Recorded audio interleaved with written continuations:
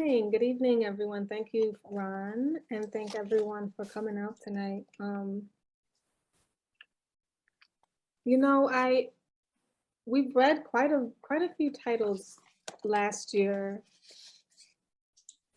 that were this very strong female protagonist, usually of Latina descent or Latinx. And they kind of all like lead these very different lives in a sense. Sometimes we are in DR, sometimes we're in Puerto Rico, sometimes we're in Washington Heights, middle of New York City, the Bronx. And this book stands out to me. I definitely want to hear some of your thoughts. We're reading pages 1 through 48 tonight. If you've read a little further, please don't give any spoilers. Mm-hmm. So in these first 48 pages, there's a few things that stand out to me, and I would love to hear some of your thoughts that make this particular read so much. So even though there's the strong female protagonist, Puerto Rican girl, there's quite a few very, very distinguished points that make this book unique from all of the other books that we read. Number one, they're in Massachusetts. Mm-hmm. And I didn't even know there was a Puerto Rican. Did anybody know that there was a strong Puerto Rican community? You did. I lived there for 6 years. Who said that? I did, Barbara. I lived in Holyoke for 6 years, probably during the time she was there. Mm-hmm. Yeah. So she's very honest writing. Yeah. Yeah. I did community organizing up in that area, in the Puerto Rican community in Hartford and Waterbury. And so I'm also aware of all the Puerto Ricans who came up to be farm workers. That's primarily. That's kind of what she writes. And they all bypassed New York and Philly. They came up and went directly. Oh, right. She kind of hints to that, but I think I read this correctly. One fact that she wrote was that there's more Puerto Ricans in this city of Massachusetts than anywhere else, and that just blew my mind. Yeah, it's true. Is that true? Yes. Wow. It's interesting. I thought Orlando had become, there's like 1 million Puerto Ricans in Orlando, and that's had an immigration in the last 10 to 15 years that's just taken off. Before Hurricane Maria and then after, and just the stuff in Puerto Rico, the economy is just, in such a bad shape and just pushing people out. So I was also surprised that Holyoke has the largest number outside the island. Yeah, that blew my mind. But she also, so that's kind of one thing that really stuck out to me was their location, right? I think a lot of the times, especially in this book club, we can take these books really personally, and we can get, not personally in a bad sense, but in an intimate sense, because a lot of them are based in New York City, and a lot of us are in New York City or have some type of strong connection to New York City. So we're there and we're riding the wave with the book, and especially when they're kind of pointing out maybe some landmarks, especially if they're in the Bronx. But with this book, we don't really have that, right? So I really had to, be engaged with it in a different way. I found myself. And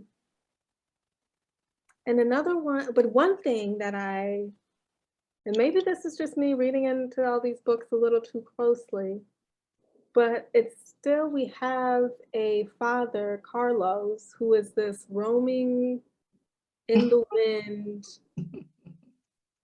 where I place my hat is my home, Rolling Stone type of father. And that has been consistent in almost every book that we have read. And I want to speak up about that. I want a strong father in the next book, I want a strong family man. Because I have noticed that even though the father can be looked upon as this profound figure, on the first page, it's you belong to your husband, your master, not me. I belong to nobody at all. You and yourself have no say. Everyone governs you. Your husband, your parents, your family, the priest, the dressmaker. Like that's on the first page. And yet, where is the dad? You know, we can get to more of that later, but does anyone else want to chime in? Any like just kind of first thoughts about these first few pages, these first 48 pages that we've read? I just want to note that we might, you don't know if we're going to see nothing but absentee fathers, because we do have another however many short stories. These aren't all one story. So maybe might come along here. Yes, you're right. You're absolutely right, Brad. Wait, do you know that because you've read on, or are you? No, I'm just saying, because this is a collection of short stories, and I'm just making sure, because the way you're talking about it is that you're addressing it like it seems like in a novel almost. Yeah, but you're it's right. not. This is a collection of short stories. This Yeah. is a novel, but these first 48 pages, and I'll be Okay, honest, I only read the first 48 pages. Yeah, I think Brandon is taking the war part of love war stories to heart. But there are, I mean, the young lady who's going to the quinceañera, her father seems to be I didn't read all the pages, but at least early on he's introduced as a good guy. So I mean, he doesn't have a big role. He's just, you know, how he's just sort of like framed as like this handsome guy who doesn't have much to do. Which isn't bad, doesn't make him bad.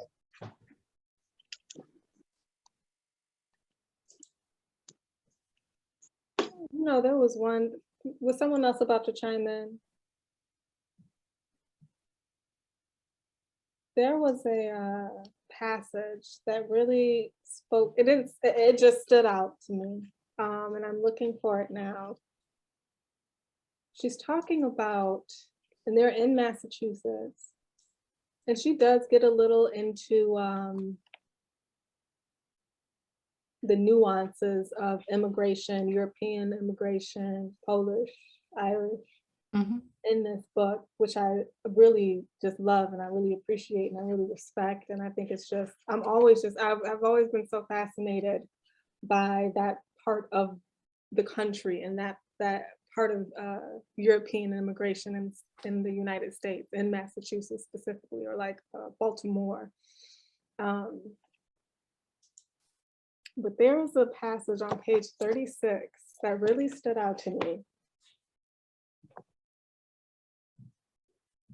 And I'm just going to read a little bit of it. If you haven't read it, that's totally fine. You'll get it when I read it here. She says, white people don't know how to fight. In fact, fights with white girls won't even make a reputation. Only fights with other Puerto Rican girls and the few Black girls who live here count. She's lucky she doesn't get smacked. If I catch her talking to him, it's on.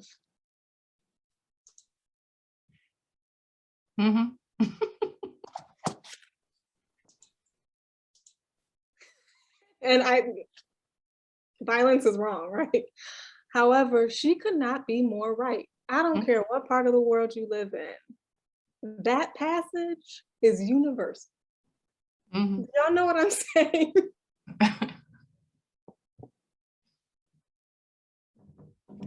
There's something so honest about that.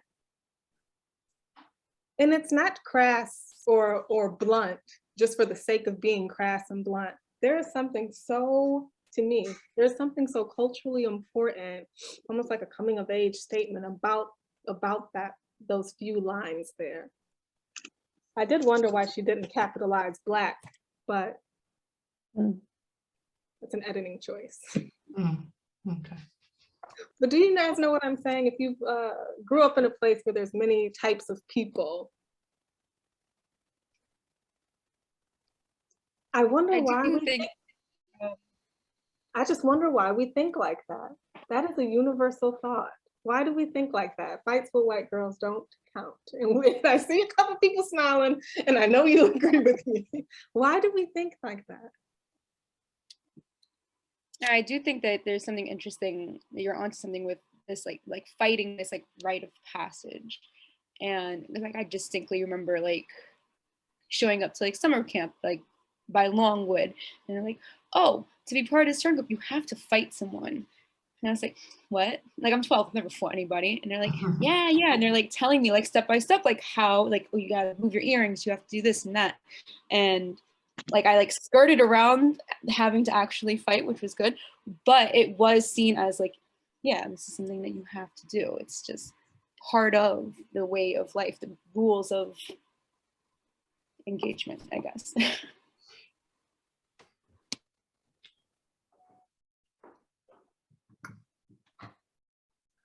Right, Lisa, you're right. Right. It is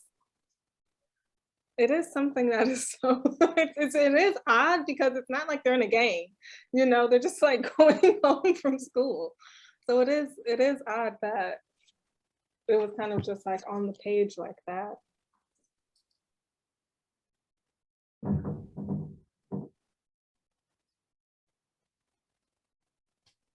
I think it comes as a surprise to me, or it did at least to me, because then I think she mentions about, you know, the stereotype that, oh, but because we're girls, you can't be violent or anything. And, you know, I'm going to admit I've bought into that stereotype too about just men naturally being violent. And just by, you know, with the book we're reading in the other book club, which will remain nameless right now, I don't want to stir any trouble, was the idea is that, like, you know, with airs of masculinity, like guys constantly testing each other, like on the street. So it's like, that's just seems like a natural thing. So to see the angle of like some tough girls having to do the same thing was like, oh, all right, I guess that's something that happened that I never really thought of, because, you know, I'm just been too much in my own world where it's like constantly you'll just dudes testing each other, whether you're, you know, as a kid, as an adult on the street, and like having to prove yourself. So, you know, I'll admit it was something that I wasn't as aware of.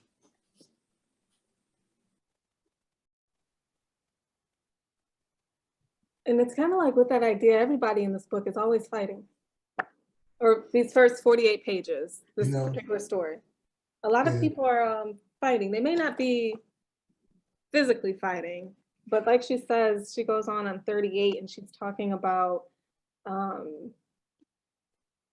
mother and her boyfriend aren't necessarily fighting. They always talk real loud to each other. Mm-hmm. Even I'm sorry. Oh, go ahead. No, I was going to say, like, even in the first story, what seems, the issues that Tia Lola, I believe that was her name, like, you know, she is even fighting against these memories and these hopes and dreams that she thought she would have by marrying Carlos. And when Carlos goes off to America and doesn't come back, you know, what might be deemed, you know, mental health issues, Lola is fighting with every day, and it's affecting the rest of the family, you know. So it's not just the physical fighting in the second story, but even that first story, it is like all of these the tensions, whether it is with the aunt who is you know, left in Puerto Rico, or I cannot remember the main character's name, who is getting who is receiving the quinceañera. Noelia. Noelia, right, thank you. Even like she's trying to fight for some normalcy, you know, leading into this sort of big moment in her life.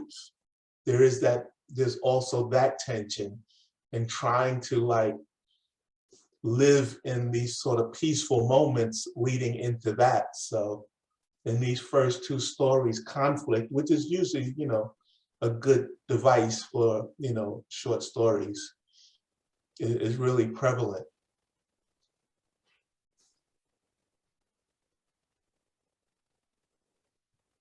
I wonder, I'm just thinking about the relationship of the first two stories also, and I'm kind of struck by how there's like two big stories here. One is the love story and like the quinceañera, there's the pre-wedding dress and it's like the father becomes the pre-husband who's going to be the husband story. And then at the end of that story, that doesn't work, and she turns into a fighter. But that moment is 15, and 15 is high school. And the second story is high school, and it's all about it's as if the fighter that was produced by the first story becomes all the girls in the second story who are fighting with each other in that unstable realm between Quinceañera and wedding. And Lola's problem then in retrospect kind of looks like she never let go of the love story, and that was what makes her different and kind of toxic for everybody else, because you're supposed to go from Quinceañera to fighter and then maybe to marriage. I don't know. I was just sort of struck listening to you guys and thinking about the two stories' relationships to each other. I wasn't able to read the whole thing because I don't have the book, but I read the first story and I thought it was interesting, the battle that Lola was having.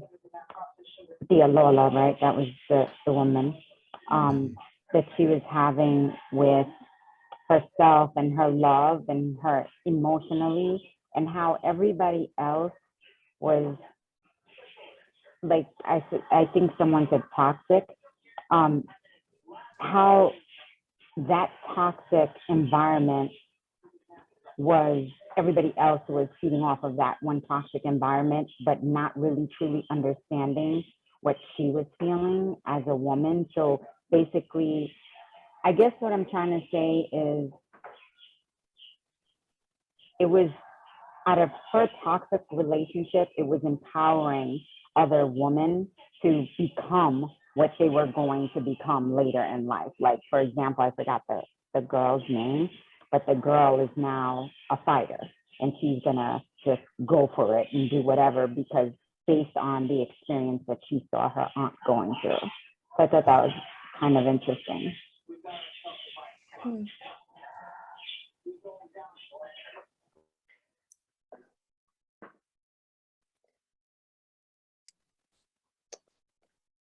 So I think the way both, first of all, I want to say, I think that Ivelisse Rodriguez is an amazing writer.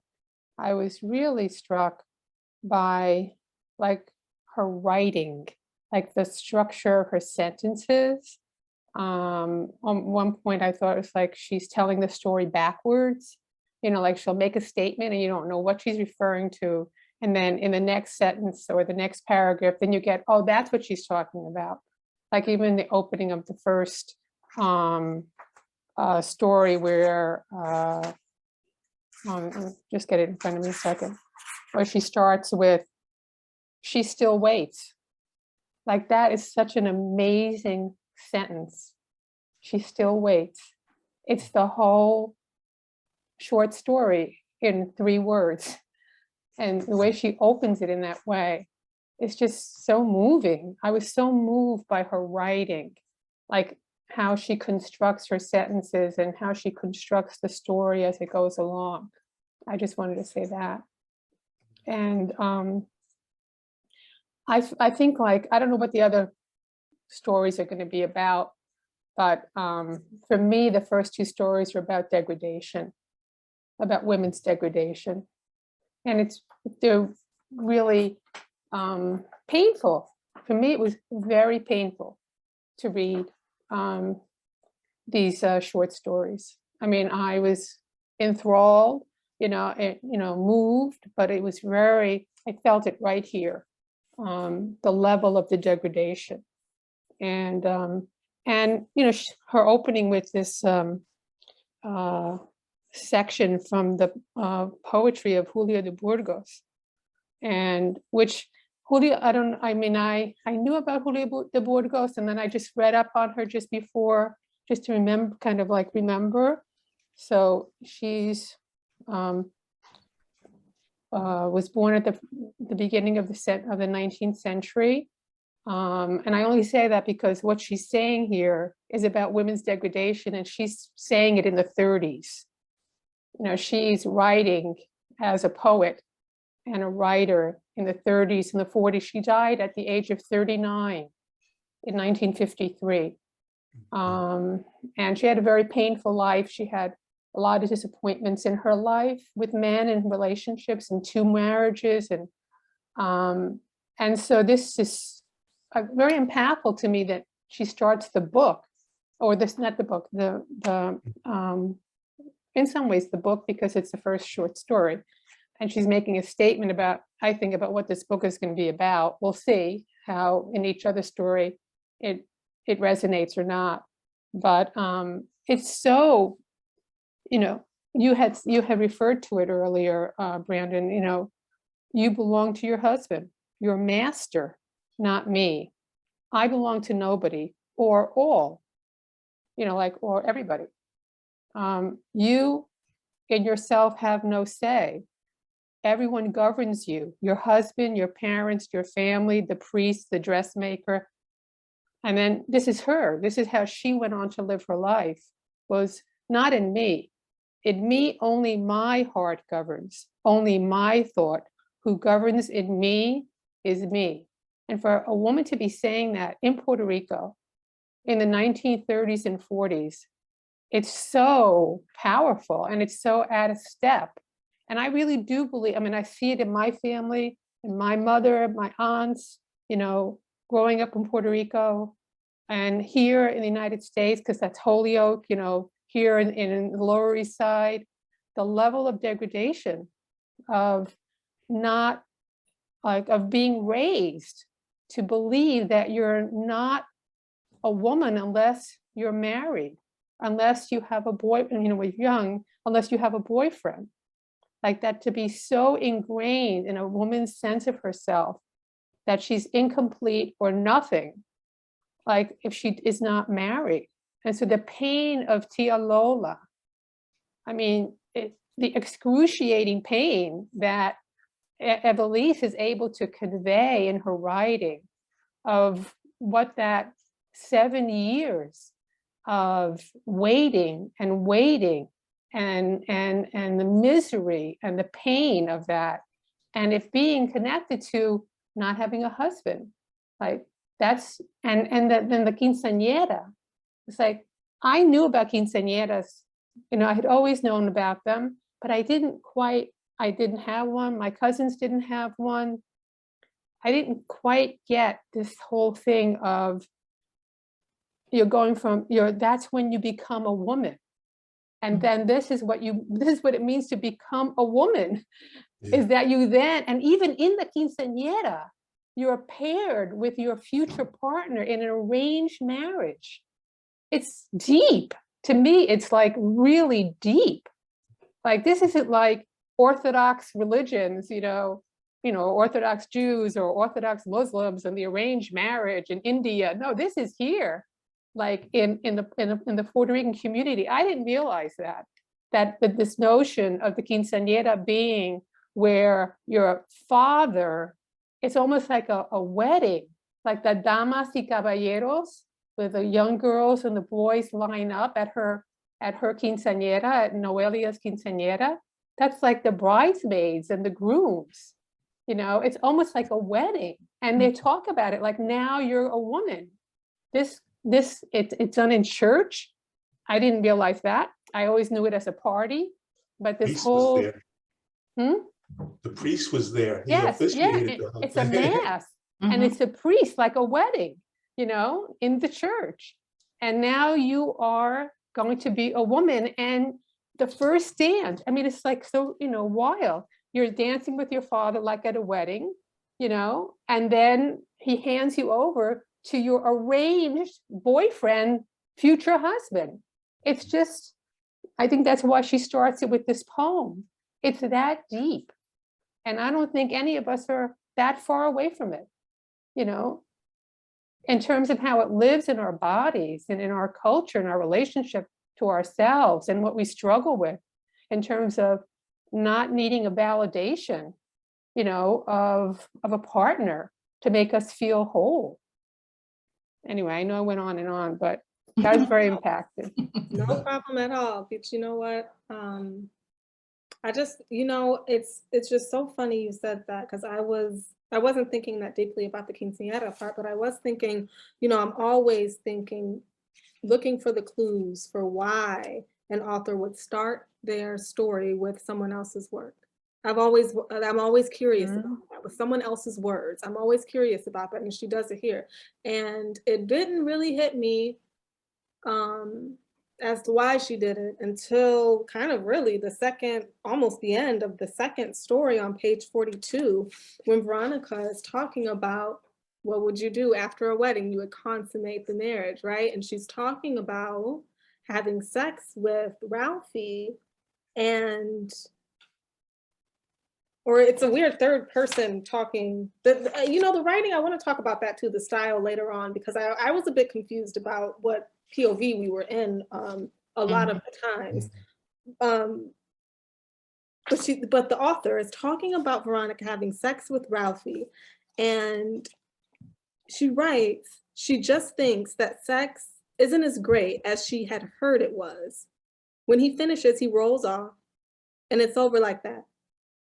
She doesn't know there can be better, just that this isn't good. And this is the whole world for her. Sometimes I wish I could reach down and put my mouth over hers, breathing into her a new life. And then once I read that, I was like, oh, okay, well, now this makes sense. That feels like some master enslaved type of sex to me.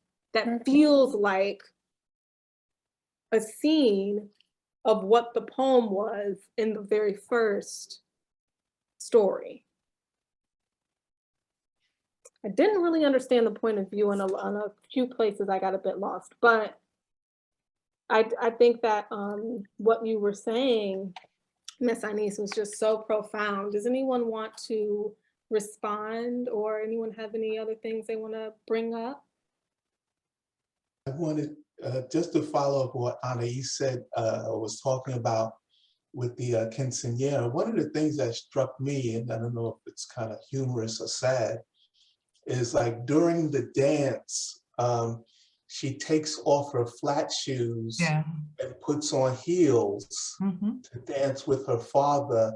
And that seemed, or she dances with her father and then with her boyfriend. But even that that gesture seemed like that was symbolic of going from a girl to a woman, and she's 16. And I was actually thinking also about the other book club and how they are beyond words, and how the book that they're reading, Bell Hooks, is about patriarchy and masculinity, and how all of these sort of tropes and traditions are based in men shaping their idea of what when a female is a woman, but even that presentation of this kind of virginal person in white, now, presenting her as a woman, just seemed like just another tradition based in patriarchy, or based in the ideas of men.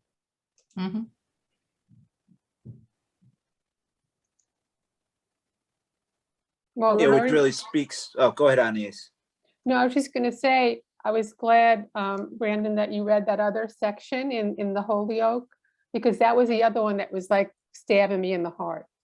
That was the other scene. And when she's like, you see it. She's so in love with this kid. She's so in love with this kid, and she's crazy about him. He's like hanging out with all these other girls. And then she actually realizes, that she doesn't even enjoy sex, because he just gets on her and gets off of her.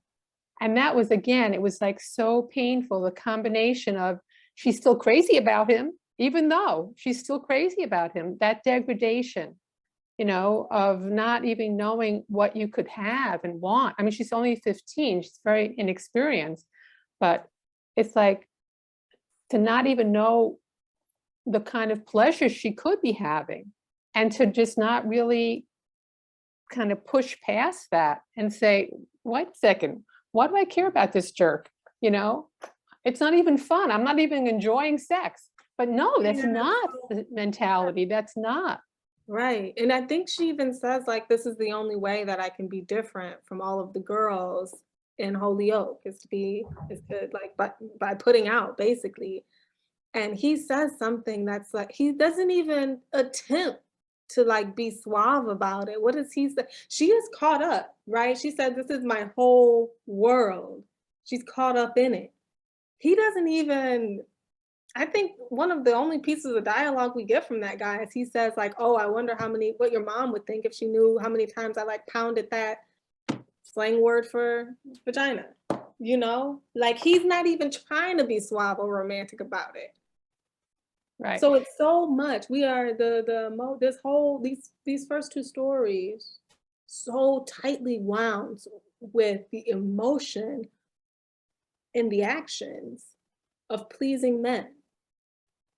And of taking their degradation, because also Noelia, right, when Ricardo is flirting with this other girl in front of her and, you know, winding his finger in her hair and making horrible faces and degrading her and saying her aunt's name, Lola, you know, like mouthing it, and she's still in love with him. Like he is like treating her like garbage.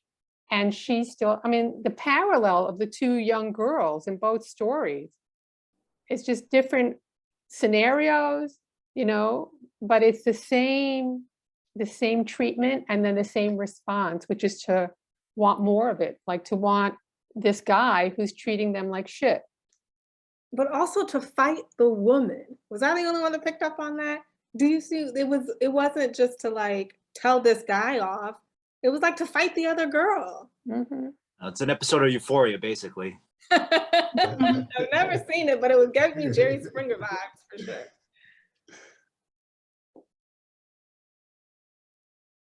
Welcome, Willie. And Hey Yasmin. Brandon, hey everybody. I didn't read, but I wanted to join anyway. Yes. Reading isn't absolutely necessary. I think Barbara has a question. Oh, yes, I'm sorry, Barbara.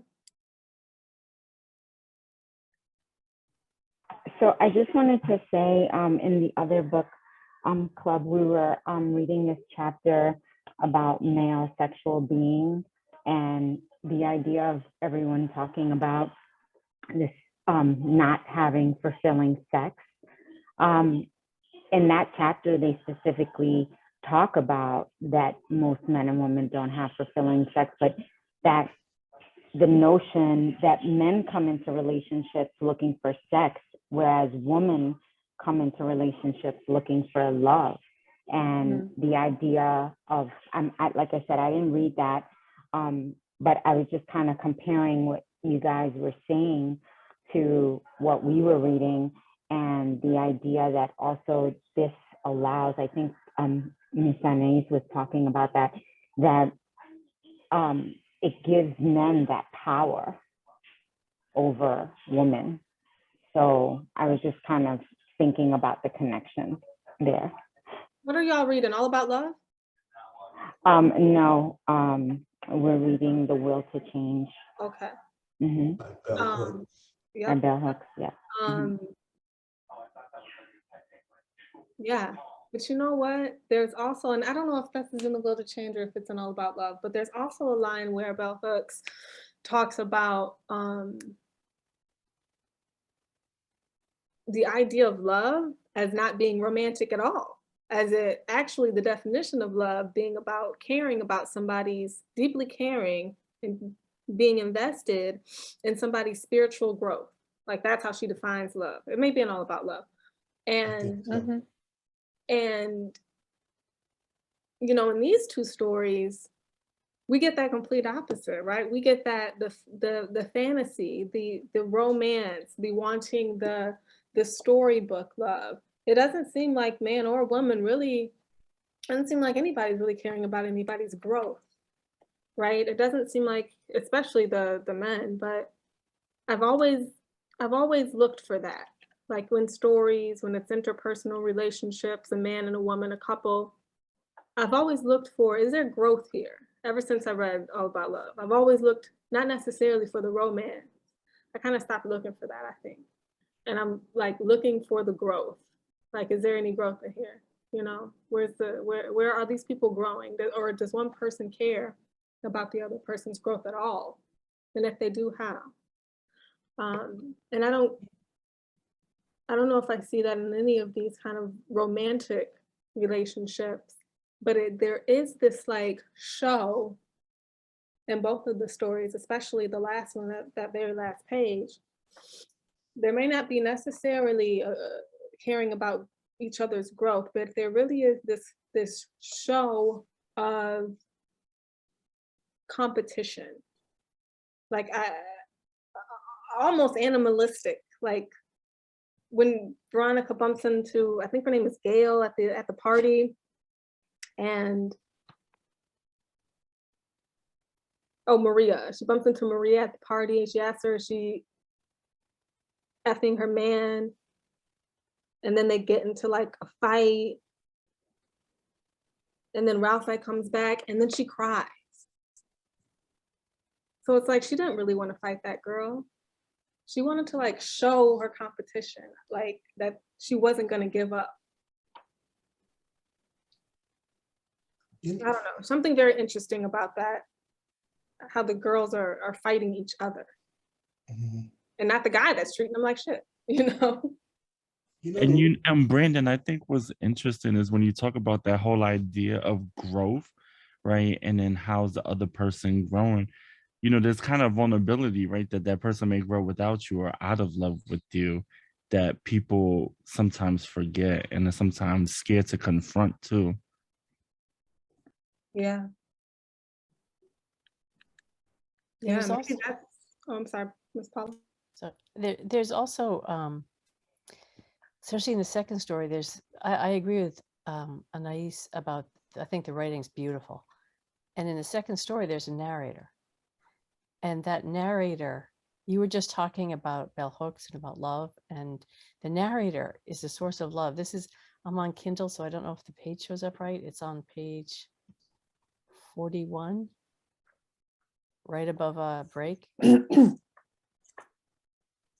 And the very end of the paragraph above the break says, sometimes I wish I could reach down and put my mouth over hers, breathing into her a new life. Mm. And that's the narrator. And the narrator starts off by saying, there's this book that's been written by this ethnographer, but I'm the real ethnographer. I know this community. And that it's a really quiet voice. You actually forget about it as you're reading the story because you feel like you're just watching the girls, because that's sort of what ethnography does. But then every once in a while, she makes a move like that, where she just comes in and says, I wish I could just breathe life into her, you know. And there's this force of love in the writing that feels so strong to me. And that really helps to redefine love in that story, away from this, from the sort of the sexualization of and competition and the fighting that's going on. Yes. Okay, yeah, I read a little part of that earlier. Okay, that's the narrator saying that she wishes she could reach down and put my mouth over hers. I think it is, but I could be wrong there. Yeah, no, I think you're right. You're absolutely right.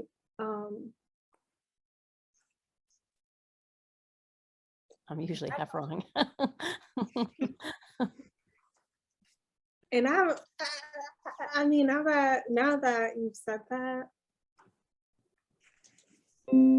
it really puts into perspective for me, like a lot of the pregnant women that I work with are girls, or like teenagers. And the level of patience that you have to have working, not really with a teenage mother. I don't know if any of y'all have ever been in this position, but the level of patience you have to have working with a teenage to-be father is, I don't know how I haven't hauled off and punched a couple of people in their faces, you know, like the level, it is, I have had to, you have to keep the energy high, you know, when someone's about to have a baby or they're going in labor or they're being induced, you know, you got to keep the energy up. But a lot of times I do, and I have to catch myself thinking a lot, like, no, Brandon, this person is going to be a good father. This person is ready for this. This person will be ready for this. You know, this boy is going to grow into a man right after this baby comes. I really have to check myself and say that a lot of the times, because a big part of me wants to like breathe some sort of life, new life into the mom to say like, leave this guy, you know? I've never said that out loud. I don't know why I'm whispering like they're in the room, but a lot of the times I think that, you know? So when I'm reading this over again and it's the narrator watching this abomination of a sex life, really a girl just having sex to almost to like keep the guy there, keep him around a little longer. And being like, man, I wish I could just breathe some new life into you so you can see how this is not what it is and how amazing you are and you can have more.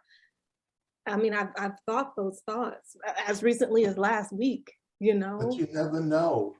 I mean, the thing about that is, I mean, a creepy dude is a creepy dude, but oftentimes, particularly in young relationships, you don't know what will happen as far as the young man, or for that matter, the young woman. You know, they're almost too young, well, not almost, oftentimes they are too young to have children, and they don't even know themselves, let alone trying to be a couple and a couple of parents raising a life, you know, when neither have been challenged or assumed any responsibility separately. Now you want to raise a human? It's a big deal. I think they're gonna be fine, you know, but I've thought that thought several times. Most of the time, I think that if you're older and wiser, you know, you kind of see through that. So Brandon, I know you probably think, I mean, I'm sure you're not much older than these girls that, you know, we're talking about, but if you're older and wiser, you can see through it. But getting back to the female's perspective, she's young, and I hate to say young and dumb because that just sounds like cliche, but the female is fearing losing love. Whereas I think that the men are so disconnected from that emotional state that they don't know what they are doing in reality. And the female is also believing that this abusive relationship is acceptable because she hasn't come into herself yet. Can I connect that to the first story? And forgive me, I am reading bell hooks, but is 7 years at that time, is 7 years that long to separate yourself from your spouse, or from, in this case, to leave your wife back in Puerto Rico? Often, forget Puerto Rico, oftentimes the men left their wives home, in quotes, to go work, to establish themselves and to establish their sort of home, again, in quotes. And he is writing letters back home.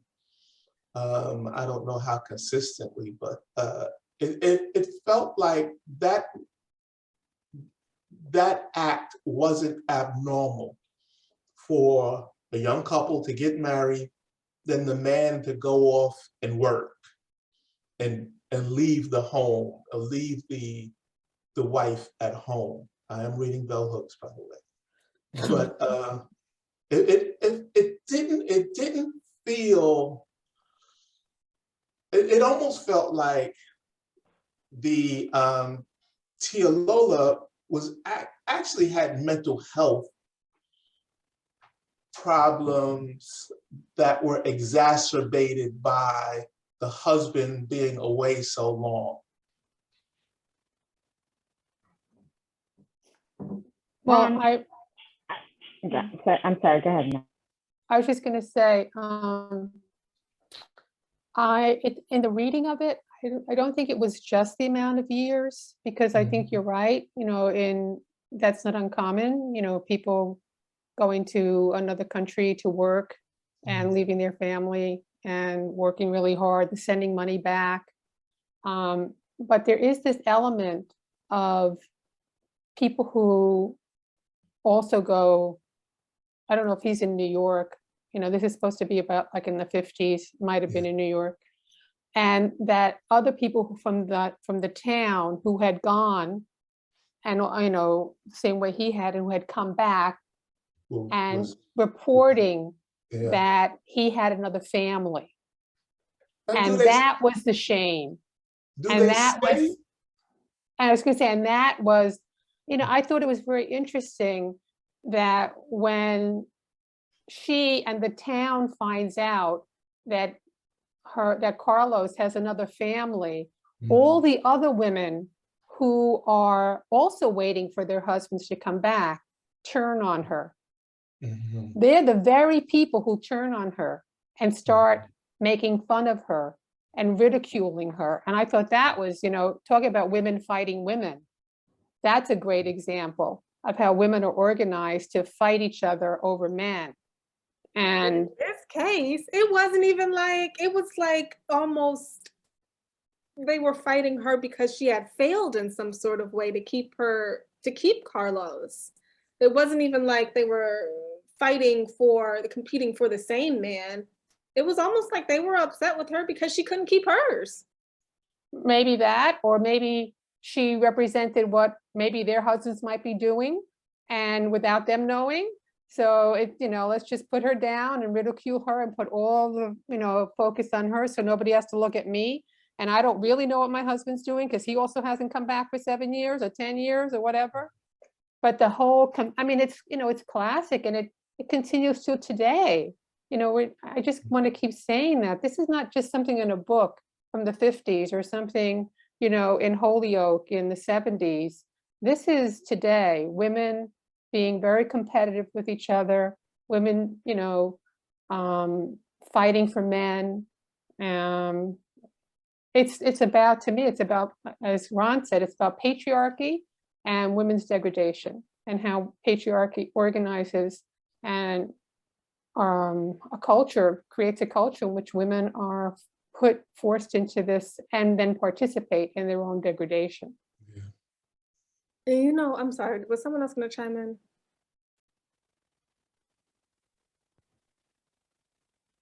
Because, one thing I would add to that, Miss Anise, one thing I would add to that, all of that what you said, absolutely. And in addition, I would add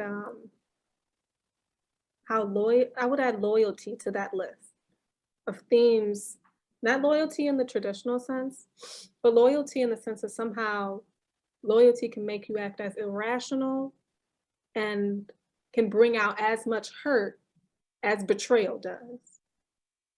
Because Lola was loyal. I mean, wasn't she? Or did I read over? Was she like having affairs and stuff? She wasn't, right?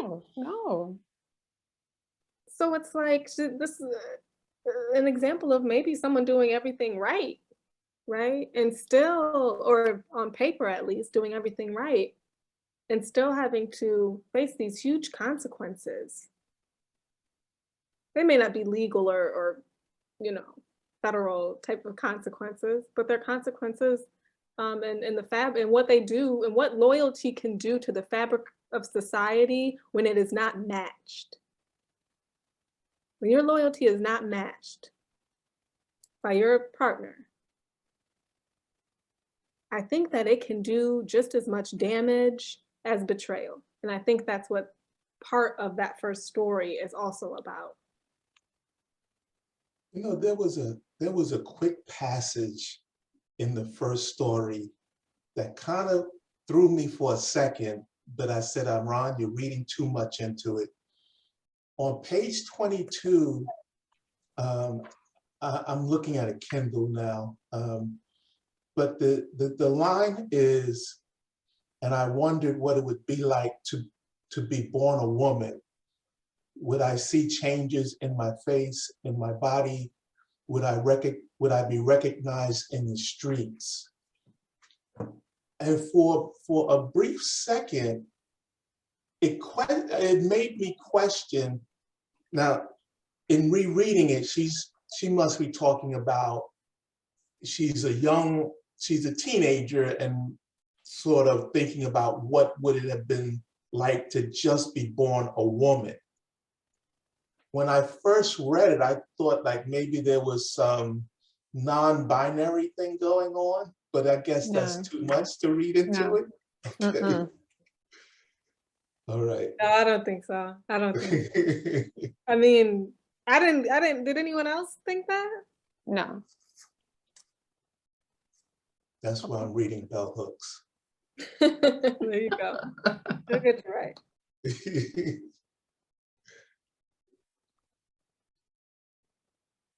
Did anyone else want to comment or question on something we've been talking about or something we haven't brought up yet? Oh, I see this.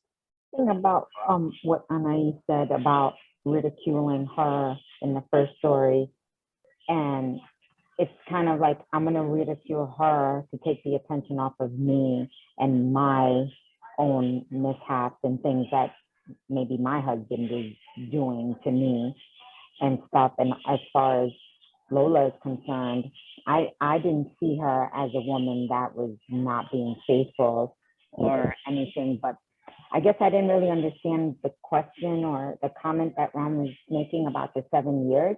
But what I was thinking was that Lola's idea is, if I'm serious about him and I want this relationship to last and work, I'm going to be accepting of everything that this man is going to bring to the table. And whether that is not being around and I have to hear it from all of these people, it's like I have to tolerate a little bit of abuse if I really love him. But he still doesn't understand what's kind of going on his end.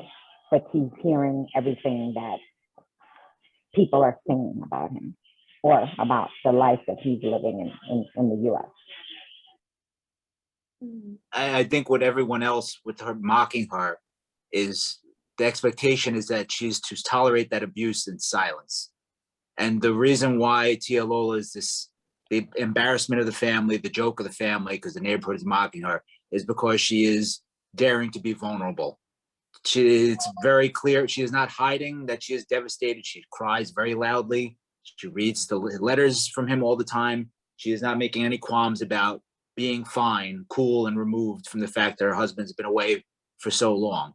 And other women in the neighborhood, other people probably see this. I mean, showing emotion to such a degree makes a lot of people uncomfortable. So a lot of that is probably a matter of like trying to project, or once again, placing the attention on someone else so it doesn't have to be on you. But it really is, that's the sick joke of it, is, as Anais and everyone has been mentioning, it's women and girls are socialized to seek out a man to be their protector and provider. She finds that person, devotes all this time to him, and then he's gone and doesn't come back.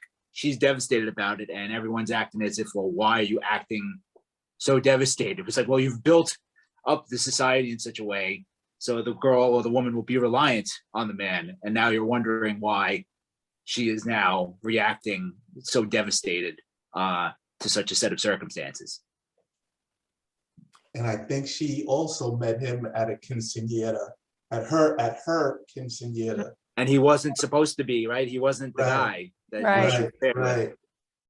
Yeah, I was just going to bring that in, actually, that in some ways she was really revolutionary, because this is a culture, this is like in the 50s, when people, this kind of migration, people for 7 years and all of that in Puerto Rico.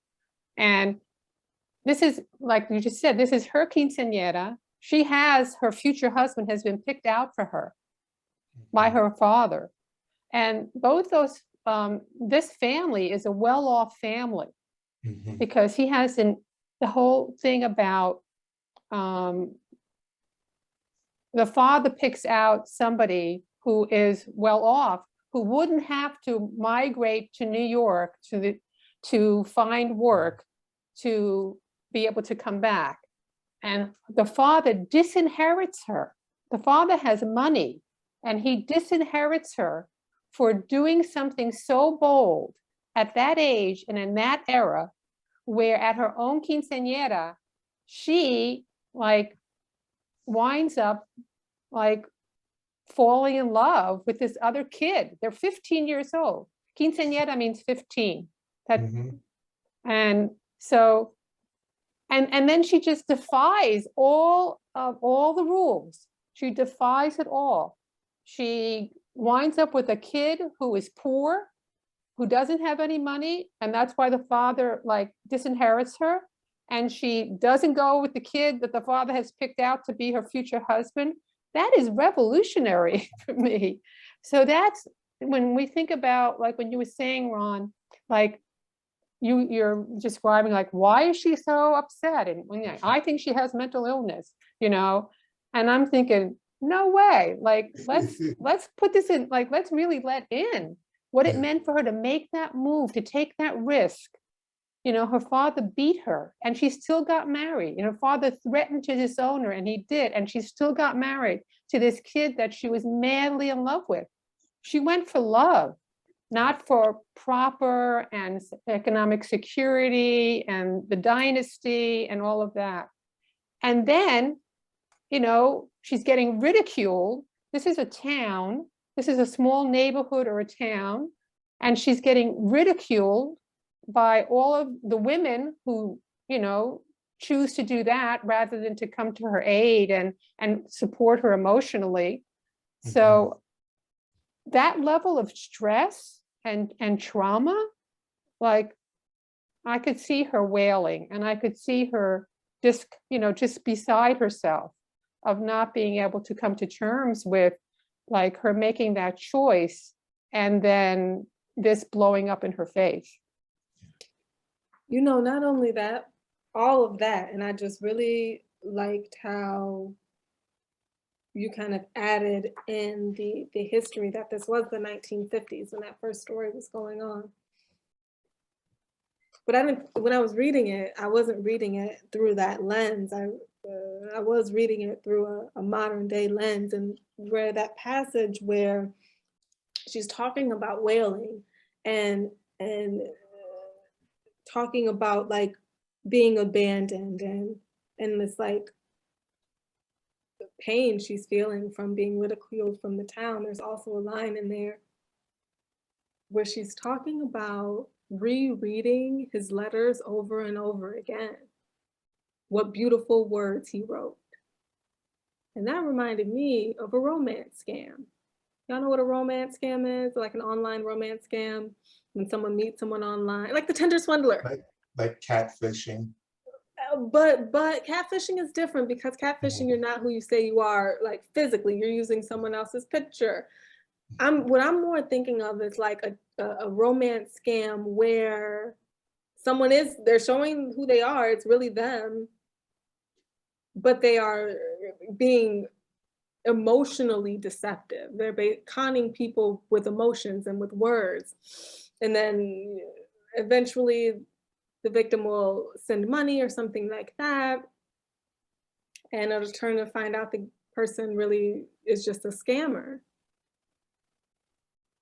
A lot of the documentaries I've watched and a lot of the people who speak about being conned this way in these online scams, always go back, rereading the text messages and rereading the scammer's words that like, how did I get caught up in that? Once it happens, you want to go back and find out, like, how did that happen? Well, how did I fall for that?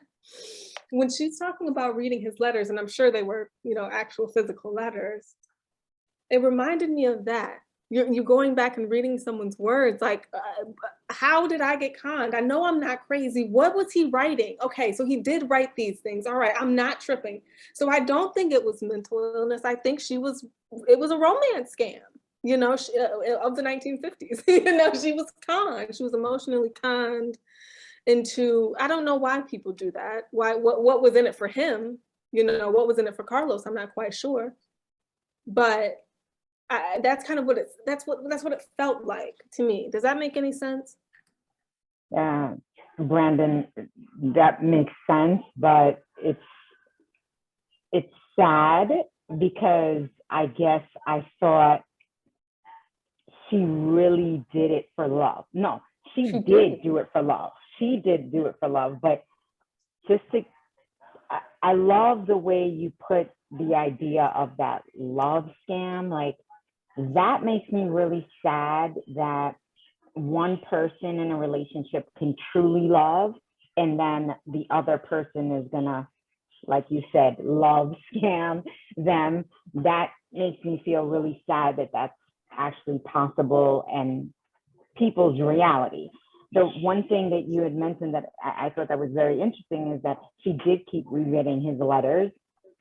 And on one part after she said, I filled the heavy air with his words, and I'm not exactly sure what page this is, but after she finishes reading it, she says, he never loves you less.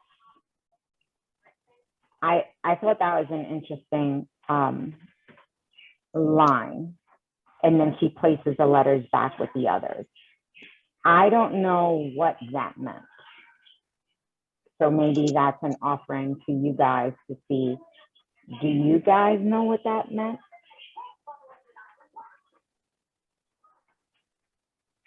Where are you reading from? Because I think you might be reading when Noella was writing to Tia, and he may have not said that. Noella may have said that. Right, he didn't say that. Oh, She was saying that. So I don't know. Noelia is saying that to Tia Lala. yeah. Lala. Okay. Right, And she's always supporting her aunt. She's always, oh, he loves you. He's coming back. She's very close to her aunt.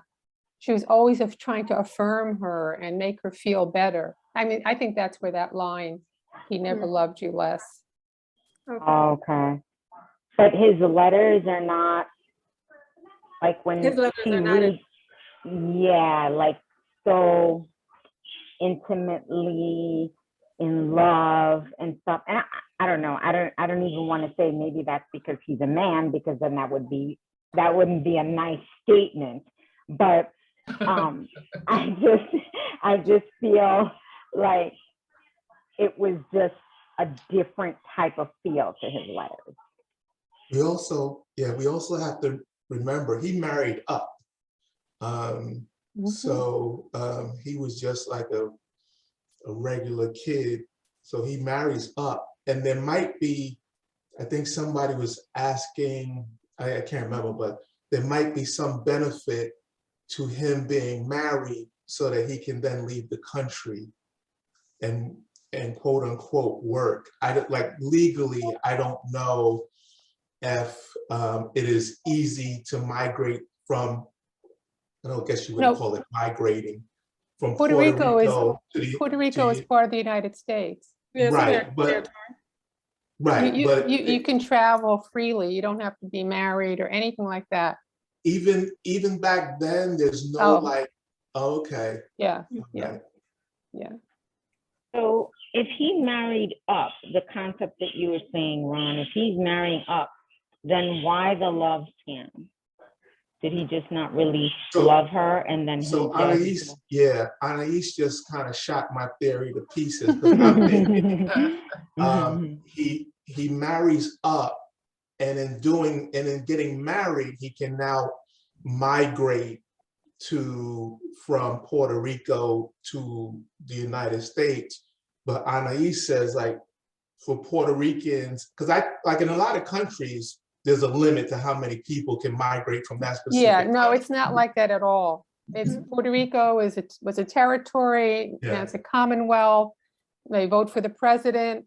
You don't even need a passport. You can go. It's part of the United States. Unfortunately, but it is part of the United States. But knowing all of that and knowing America, I would have still thought they put restrictions on, just because they're Puerto Ricans, No. just because they are on a territory, they would have put some kind of limits on their ability to travel to the United States or to the continent. I mean, I think Barbara poses a very interesting question. When money is not involved, what is the motivation for a romance scam? Well, What is the maybe, motivation for being emotionally deceptive? And we're assuming it's a scam. What'd you say, Lisa? No, I was saying maybe that's his safety net, right? Goes to New York or wherever he went, things don't work out, and then he'd be like, oh, look, I tried to work, it didn't work out. And then, oh, look, now he has this wife at home, and then he comes back and carries on. Yeah. I want to throw a whammy into the conversation, which is that, you know, he's been writing these letters for 7 years, right? So I hear you, Brandon, you're saying this is some kind of love scam, just, you know, and it could be that very well. It was not uncommon for men to have 2 families Yeah. in the Puerto Rican culture, in the Dominican culture. In my family. Can I throw a whammy back? Can I throw a whammy back? Can I throw a whammy back? If that's the case, then why is she wailing and hooting and hollering? If it's not, why is she what? You said, Brandon? If it's not uncommon, then what's the problem? Well, because it's very painful. I It's very understand. painful to have your husband, you know, living sometimes down the block with a whole other family. I get it. Oh, trust me, I get it. Where I'm from, we call them projects. Brandon, what was your question? Or what was your whammy back? I didn't hear your whammy back. So Miss Anisa's whammy was, it's not uncommon for Puerto Rican men to have 2 families. And or my any culture. Right, or any culture. Yeah, right. I'm only speaking for Puerto Rican because of the book is, and that's my culture. So, and I know it. Oh, it's many cultures. I can definitely speak from the Black Americans' perspective. They don't really call them 2 separate families. They just call them project twins, meaning that you have, I should say us, meaning that we have a sister who is the exact same age, born in the exact same month, same father, different mom, right? So that's what we call them. So it's a common in many cultures. But my whammy back to that was, if that's the case, if that was the case here in this particular story, then why is Tia Lola wailing and hooting and hollering all through town with her shoes off? Well, maybe because in these other situations, men will raise, like you just said, 2 families simultaneously. But in this situation, she's left back in Puerto Rico. She loses her first child from him in childbirth. He's a stillbirth, her little boy. Yes. And then he never comes back. I would say if he had come back and then gone back, and she had the 2nd baby and then the 3rd baby, and she was raising her family, and he was in New York, but he came back every once in a while, it would be different than her not having a husband and not having children and being by herself. Yeah, maybe that's the big thing too. Like, he didn't, and that could have been a reason why he didn't come back. Like, she didn't birth the child. That was maybe the reason that he, you know, like Lisa was saying, maybe that's the reason she was a safety net. The safety net has to include the kid a lot of the times, right? And she does say, or the narrator says,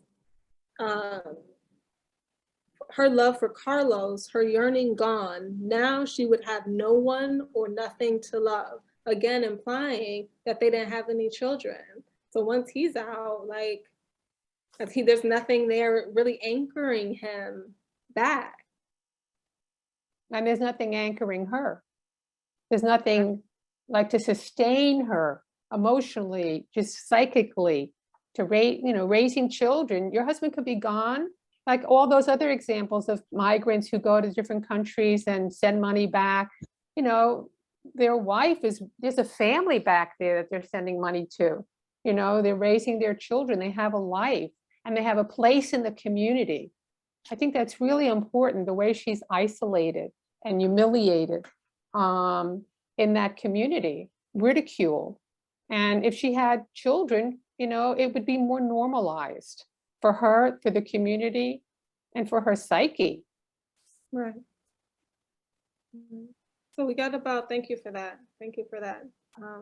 We got about 10 minutes left. Does anyone want to introduce any themes we haven't talked about yet? Welcome to the people who just came. Good to see you. You know, Anything? there's something interesting how this book sort of parallels When I Was Puerto Rican by Esmeralda. At least it parallels the way the dad in that story behaved compared to also at least the first stories and you know, the mistreatment of both stories. But I have to find a positive Puerto Rican book to balance things out, because in that same when I was Puerto Rican, it was the exact, not the exact same issues, but the father having his second family and leaving the mom, and the mom having to, you know, just to try to deal with it and try to make her way.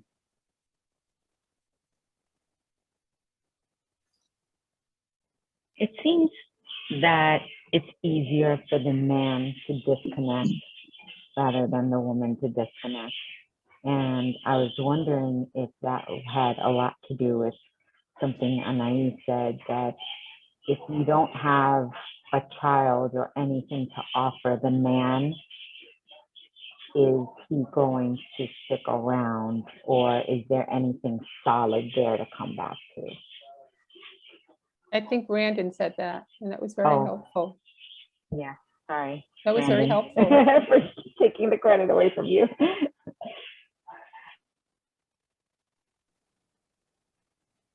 It all goes back to parenting, really. That's why people say that. It's because women are socialized to be good mothers, and they are demonized if they are not doing everything perfectly, whereas men are not socialized to be good fathers. So I think that's really where that comes from. Yeah. And also, I think that was what we were talking about in Ron, the book that you just mentioned. When I Was Puerto Rican? Yeah. Wasn't it something, and I might be messing this up, but wasn't it something about the woman feeling, and I know this is probably not what Lola feels, but the woman feeling that he was mine first? So like this possession, this idea of possession. Yeah. But that's love, though. I remember us talking about that too, Barbara. Right. Yeah. I remember us people bringing that up into the equation. Man, that's the thing. And then Veronica, that's kind of that theme kind of carries on into that second story, when at the end, Veronica, you know, beats up Maria at the party or wherever they're at because, you know, she had Ralphi first, right? I want to save a little time for anyone who hasn't spoken yet, want to bring up anything or any other themes we haven't touched on.